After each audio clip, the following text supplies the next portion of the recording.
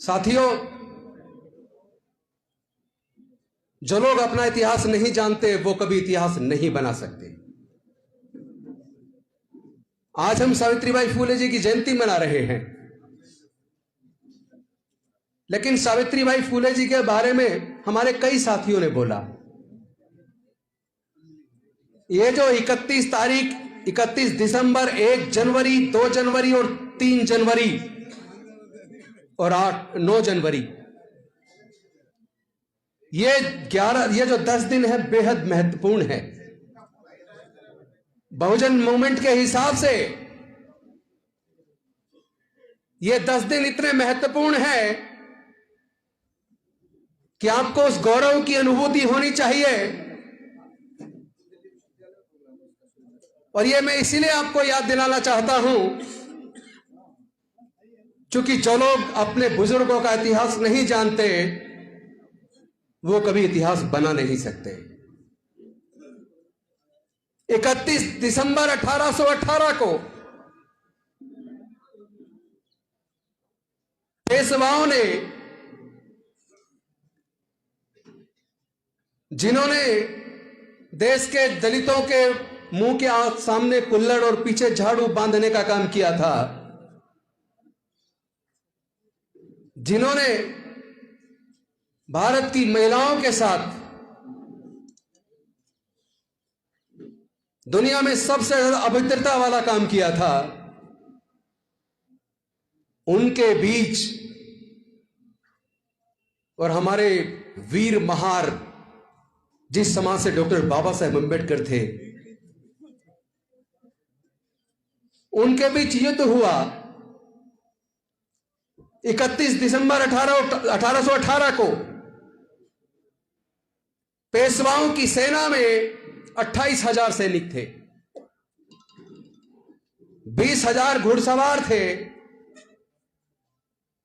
8,000 पैदल सैनिक थे। लेकिन एक तरफ जो समाज हजारों साल की जिल्लत भरी जिंदगी से तंग आकर और जिन पेशवाओं ने उनकी जिंदगी को जहन्नुम बनाकर उनके मुंह के सामने कुल्हड़ और पीछे झाड़ू बांधने का काम किया, उस जिल्लत से बदला लेने के लिए दिल मिला रहा था। इतिहास के पन्नों में कभी इस तरह का युद्ध आपने कभी ना तो देखा होगा ना कभी देख पाओगे। एक तरफ 28,000 की पेशवाओं की सेना और एक तरफ 500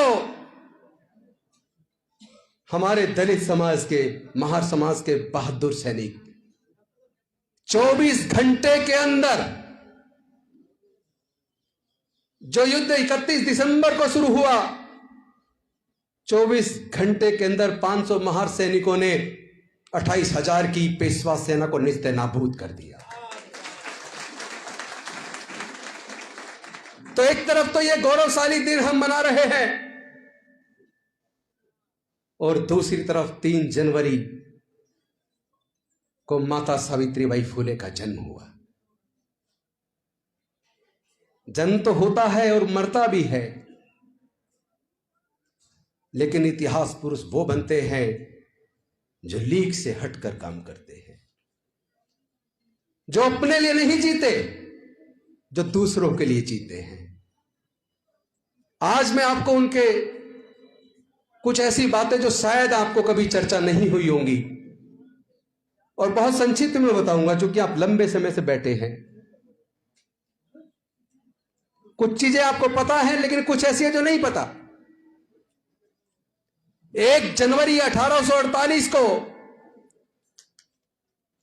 जिस भारत में मनुस्मृति की वजह से, हिंदू धर्मशास्त्रों की वजह से देश के 90% लोगों के पढ़ने लिखने पर धार्मिक बंदिश थी, व्यापार करने पर, संपत्ति रखने पर धार्मिक बंदिश थी, और केवल दलित, पिछड़े, आदिवासी नहीं, भारत की किसी भी जाति और धर्म की महिलाओं के पढ़ने पर धार्मिक बंदिश थी। भारत में पहली बार भारत में महिलाओं को पढ़ाने के लिए पहला स्कूल महिलाओं का 1 जनवरी 1848 को माता सावित्रीबाई फुले ने खोला। हम लोग उसकी भी वर्षगांठ मना रहे हैं।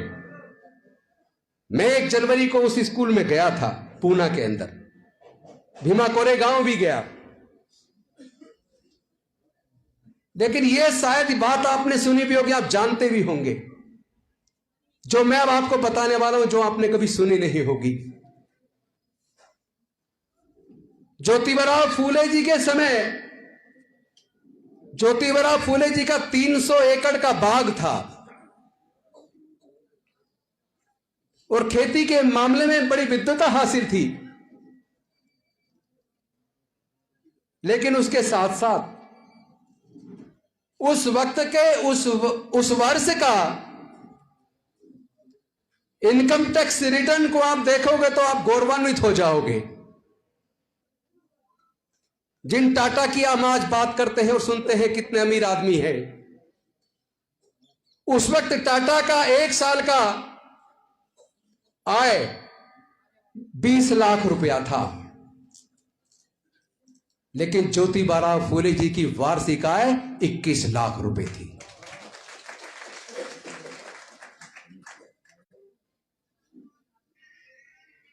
लेकिन उन्होंने अपना पूरा जीवन, अपना पूरा सामर्थ्य, अपनी पूरी ताकत, अपना पूरा पैसा, चूंकि वो बहुत बड़े कॉन्ट्रैक्टर भी थे, वो पूरा लगाकर समाज का निर्माण किया। मैं आप सबसे निवेदन करता हूं, आप ज्योतिबा फूले जी की लिखी हुई गुलामगिरी जरूर पढ़ना। अगर आप अपने बुजुर्गों के इतिहास को जानना और पढ़ना और समझना चाहते हो तो आप ज्योतिबा फूले जी की लिखी हुई गुलामगिरी जरूर पढ़ना। और डॉक्टर बाबा साहेब अंबेडकर का वो भाषण जो 1935 में होना था, एनिहिलेशन ऑफ कास्ट, यानी कि जाति का विनाश, उसको जरूर पढ़ना। अगर आपने ये नहीं पढ़ा तो आप लोग एक मजबूत समाज का निर्माण नहीं कर सकते। जो लोग जीवन में त्याग करते हैं वो इतिहास बनाते हैं, इतिहास पुरुष बनते हैं। एक तरफ फूले जी ने अपनी पूरी प्रॉपर्टी को लगाकर समाज का निर्माण किया, एक तरफ डॉक्टर बाबा साहेब अंबेडकर को देख लीजिए, पूरे जीवन जो कष्ट सहे वो अलग। लेकिन दिल्ली के करोल बाग में डॉक्टर अंबेडकर भवन, रानी झांसी रोड, इतनी बड़ी जमीन वो अपने बैंक अकाउंट के चेक से 4500 रुपए का चेक काटकर, उसकी कॉपी मेरे पास है, इतनी बड़ी जमीन खरीद कर समाज के लिए देकर चले गए। और केवल ये अंबेडकर भवन की जगह नहीं दी। जिन लोगों ने औरंगाबाद का सिद्धार्थ कॉलेज देखा हो, अरबों की नहीं खरबों रुपए की जमीन, सैकड़ों बीघा जमीन में इतना बड़ा college, law college, medical college, management college, तमाम तरह की डिग्रियां वहां से आज बच्चे कर रहे हैं, वो भी वो समाज को दे गए। और बॉम्बे का मिलिंद कॉलेज, वो भी समाज को दे गए। तो जो लोग समाज के लिए अपना सब कुछ बलिदान कर देते हैं, वो लोग इतिहास पुरुष बन जाते हैं।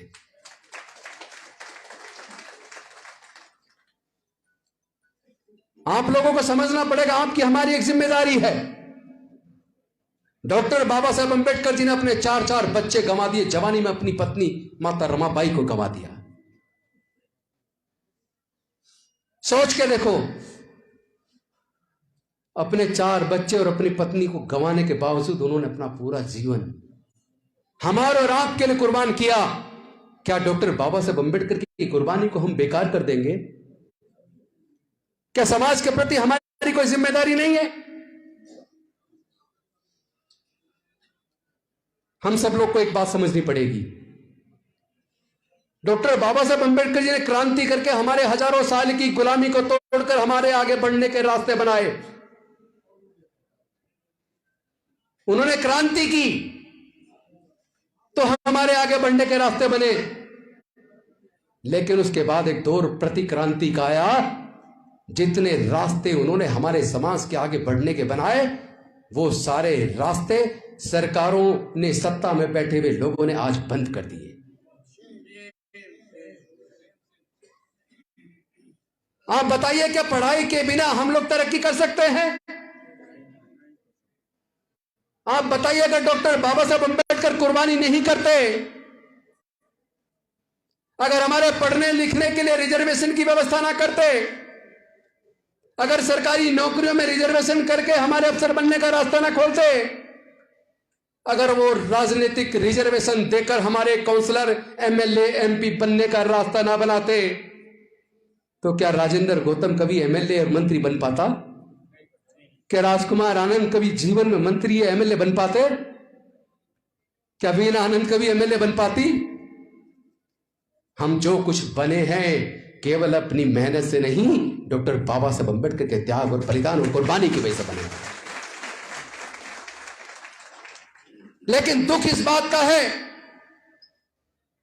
हमारे लोग डॉक्टर बाबा साहब अंबेडकर को मानने की तो बात करते हैं, लेकिन डॉक्टर बाबा साहब अंबेडकर की बात को नहीं मानते।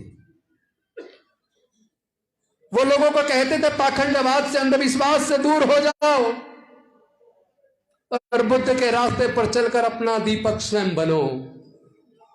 किसी बात को इसलिए मत मानो कि वो बड़े बड़े महापुरुषों ने कही है, बड़े बड़े ग्रंथों में लिखी है। किसी बात को मानने से पहले पढ़ो, जानो, समझो, अपनी बुद्धि और विवेक की कसौटी पर कस कर देखो, और उसके बाद आपको लगे ये बात सही है तो उस बात को मानो।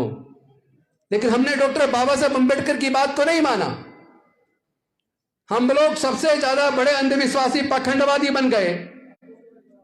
हमारे बच्चे स्कूल जाने की बजाय कावड़ लेने जा रहे हैं। हमारे बुजुर्ग अपने बच्चों के कोचिंग की व्यवस्था, पढ़ाई की व्यवस्था में कहते हैं पैसे नहीं है, लेकिन लाखों रुपए खर्च करके जागरण करवा रहे हैं। क्या इससे हमारे समाज का भला हो जाएगा? क्या इससे हमारे बच्चों के जीवन में कोई खुशहाली या तरक्की आएगी? और सबसे ज्यादा दुखदाई बात जो मैं अब आपको बताना चाहता हूं, हो सकता है आप उस बात को जानते हो, लेकिन अनजाने में आप उसको इग्नोर कर रहे हैं।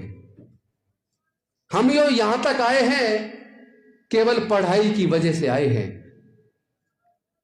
बाबा साहब ने पढ़ने का रास्ता बनाया, रिजर्वेशन दिया, तो हम लोग यहां तक पहुंचे। लेकिन क्या आपको पता है आपके आने वाले बच्चों के भविष्य की पढ़ाई के रास्ते बंद कर दिए गए हैं। नई एजुकेशन पॉलिसी ने रही सही कमर भी तोड़ दी। आज दलित समाज के, पिछड़े समाज के, आदिवासी समाज के, अल्पसंख्यक समाज के 99% बच्चे हायर एजुकेशन का खर्चा नहीं उठा सकते। अगर आपको अपने बच्चे को हायर एजुकेशन में, प्रोफेशनल कोर्स में भेजना है, तो आपको लाखों रुपए की सालाना फीस खर्च करनी होगी। और जो सरकारें पढ़ाई की बात तो कर रही हैं, लेकिन मैं आप सबसे पूछना चाहता हूं, क्या 12वीं तक की पढ़ाई करके कोई किसी लायक बन पाएगा? 12वीं तक तो सरकारें पढ़ा रही हैं। मुझे बताइए, 12वीं के बाद हायर एजुकेशन पे तो कोई सरकार पैसे नहीं दे रही। तो हायर एजुकेशन की व्यवस्था अगर सरकारें नहीं करती, तो क्या हमारे बच्चे पढ़ लिख कर कामयाब हो पाएंगे? 10वीं 12वीं पढ़े हुए से क्या होना है? हमारे आगे बढ़ने के रास्ते लगातार सरकारों के द्वारा साजिश के तहत बंद किए जा रहे हैं। इंडियन रेलवे बेच दिया, एयरपोर्ट बेच दिए, एयर इंडिया बेच दिया, बैंक बेच दिए, इंश्योरेंस कंपनी बेच दी, पेट्रोलियम कंपनी बेच दी, गैस कंपनी बेच दी। जहां जहां हमारे लोग नौकरियों में आ जाया करते थे, वो ज्यादातर कंपनियां ऑलरेडी बेच दी गई। और केवल कंपनियां नहीं बेची, हमारे मेजॉरिटी में लोग 4th क्लास में आ जाया करते थे, उसको पूरी तरीके से ठेकेदारी प्रथा लाकर हमारे लोगों के 4th क्लास में आने के भी रास्ते बंद कर दिए। और जो सरकारों से थोड़ा बहुत लोन मिल जाया करता था, उससे भी लोग अपने छोटे मोटे रोजगार शुरू किया करते थे। आज सरकारों ने उन उपक्रमों को हालत ऐसी कर दी, उनके पास पैसा नहीं है, यानी कि अब आप सरकार से लोन लेके भी कोई व्यापार भी नहीं कर सकते। तो आपके आगे बढ़ने के सारे रास्ते लगभग बंद कर दिए गए। मैं पूछना चाहता हूं आप सबसे, क्या हमें अपने आने वाले बच्चों को हम लोग क्या गुलाम देखना चाहते हैं? मैं आप सबसे पूछ रहा हूं, क्या आप अपने बच्चों को गुलाम देखना चाहते हो? नहीं। लेकिन आप चाहते हो या नहीं चाहते हो, आपके बच्चे गुलाम बनने वाले हैं, ये तय है। और उसका कारण है, हमारे लोगों पे इतना पैसा नहीं कि अपना व्यापार कर ले। हमारे लोग यूनाइटेड नहीं है। पढ़ाई हाथ से छिन रही है, नौकरियां हाथ से जा रही हैं, और हम लोग जिस रास्ते पे चल रहे हैं वो रास्ता हमारे लोगों को गुलामी की तरफ ले जा रहा है। मुझे डॉक्टर बाबा साहेब अम्बेडकर की 25 नवंबर 1949 का भाषण याद आता है। मंत्री जी आप भी सुनिए, राजकुमार आनंद जी, यह बहुत महत्वपूर्ण है। 25 नवंबर 1949 को जब संविधान सभा की बैठक चल रही थी और उसमें डॉक्टर बाबा साहेब अम्बेडकर जी को बोलने के लिए खड़ा किया राजेंद्र प्रसाद जी ने, तो डॉक्टर बाबा साहेब अम्बेडकर जी ने कहा बहुत कुछ है, वो सारा नहीं कहूंगा क्योंकि समय कम है, सिर्फ 2 बातें कहूंगा। एक बात तो उन्होंने कही थी कि कोई भी संविधान कितना ही बेहतरीन क्यों ना हो, अगर उस संविधान को लागू करने की जिम्मेदारी जिनके कंधों पर है, अगर उनकी नीयत अच्छी नहीं है तो बढ़िया से बढ़िया संविधान बुरा साबित होगा। और दूसरी बात उन्होंने कही थी कि आज भारत आजाद तो हो रहा है, लेकिन भारत के लोग आजाद बने रहेंगे, इस पे मुझे संदेह है। यह संदेह उन्होंने क्यों जाहिर किया? आज उस पर चर्चा करनी बेहद जरूरी है। उन्होंने कहा था आजादी प्राप्त करने के बाद हमारे हाथ में सत्ता तो होगी, हम सरकारें तो वोट से चुनेंगे, लेकिन वो दिन सबसे ज्यादा खतरनाक होगा जिस दिन हम लोग विचारों की बजाय नेताओं के प्रति इतने अंतभक्त हो जाएंगे कि हम नेताओं को अपना आइकन बनाकर उनकी बात को सुने बिना, उनको परीक्षण किए बिना अंधभक्त होकर उनके इशारे पे चलना शुरू कर देंगे। उसी दिन भारत में तानाशाही की जड़ें फिर से मजबूत हो जाएंगी।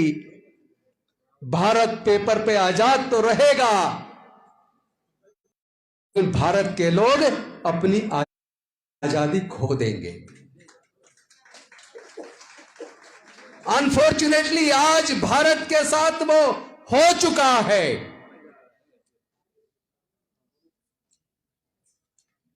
जो सरकार आज सत्ता में है, यूनिवर्सिटीज में अपनी पढ़ाई का पूरा खर्चा खुद उठाना होगा, ए ग्रेड यूनिवर्सिटी का, जो लाखों रुपए साल का होगा। तो 99.9% दलित, पिछड़े, आदिवासी समाज के बच्चे ए ग्रेड यूनिवर्सिटी में नहीं पढ़ पाएंगे, यह मेरा दावा है।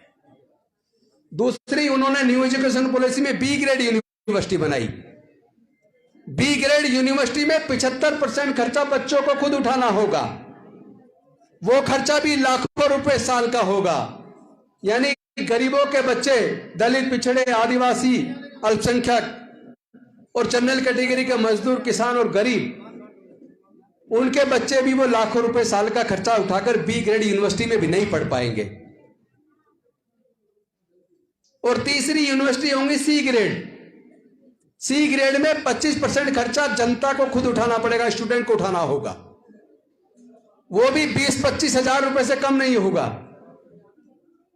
मुझे पूरा यकीन है गरीब वर्गों के 95% बच्चे सी ग्रेड यूनिवर्सिटी में भी नहीं पढ़ पाएंगे।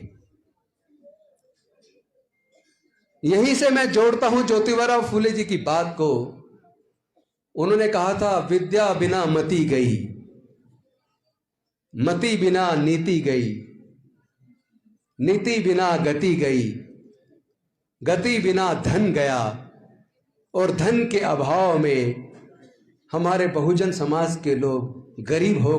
इसको लाइव सुनेंगे, जो लाइव हुई आज, ये रिकॉर्ड इसका अवेलेबल होगा, और वो कहेंगे जो बात उस वक्त उन्होंने कही, और जो संदेह 25 नवंबर 1949 को अपने संविधान सभा में दिए हुए भाषण को डॉक्टर बाबा साहब अम्बेडकर ने जो संदेह आजादी को लेकर जाहिर किया था, वो संदेह सच।